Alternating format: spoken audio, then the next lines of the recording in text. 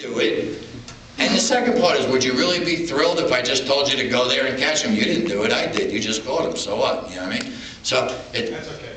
the biggest, that is okay, but the biggest smile you'll ever have on your face is when you catch a really big fish all by yourself with no one there and no one knows it. And when you get to that point, then you're really a bass fisherman. Because if you catch a fish and do this, hey, look at me, look, I got a fish, look, I got a fish, I got a fish. That's what you're looking for. If you can put a 50-pound fish back in the water and not tell your mother, you're in pretty good shape then. It doesn't matter who believes you. You only have to answer to one person in this world.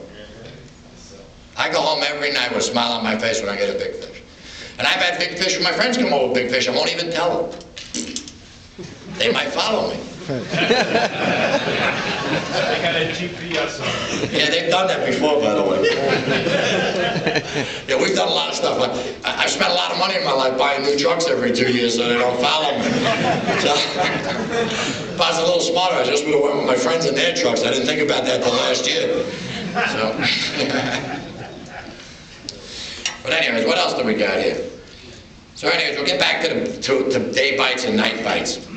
Day bites and night bites are produced by a bait pattern, and you gotta be, one of the things with bass, I grew up in a world, when I was young, I had a unique opportunity. I fished at a bait station, unlike a tackle shop. It was on the water, and we actually went out every day and caught bait. We ground 25,000 bunker a week for chum, and we pinhook striped bass for a living. By the time I was 20 years old, I could buy a brand new house from catching striped bass. I beat these fish to death. But learning how to do that was mostly because of the bait pattern. I knew what bait was where at what time of the season. For the old timers here, when there was really flounders in the bay, everyone knows that toward the end of June, when them flounders exit the bay, those big bass were right on those things. So if you didn't know that, it took 20 years for people to find out. And I actually commented one time with George, when they had the bite at Montauk on the porgies a few years, you remember that? Where in Montauk, where they were beating those fish up on the porgies, and everyone put it in the paper? And I actually commented when they asked me, I was like, it amazed me that it took Montauk 30 years to figure out bass ate porgies. Like, why would you put that in the paper? You know? So there's a million bait patterns. So when the bass are feeding on them, they're gonna be feeding on the most predominant bait there. You won't always know what that is.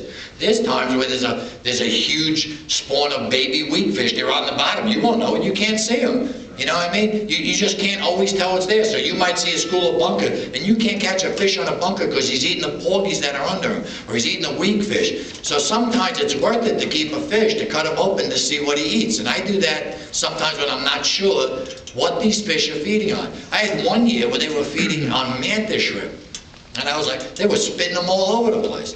And who would ever thought, you know? So there's a lot of bait patterns. So if you're fishing a bait and not getting fish, you need some different baits sometimes. You need to change and switch.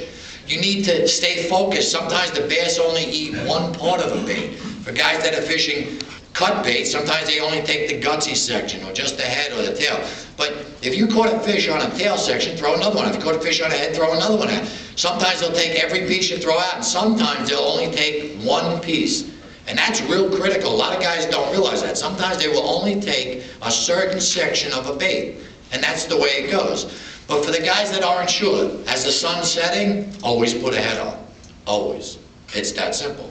So next year, if I do a seminar, God willing, I'm alive, and one of you guys get a 50 or 60-pound bass on a head when the sun went down, that's why. So you can tell me. Because that's the best time to fish ahead. Just as you're losing that light. Because a game fish keys in on the eyes. They kind of have to. If a big fish chased a school of bait, it would just disappear. He'd go nuts. He'd never stop to death. So when he targets a bait, he's got to target an exact piece and go after it. We've all seen that. Even bluefish do that. You'll see a bluefish chase a bunker right through the whole damn school. School separates, and they won't get off until they get them.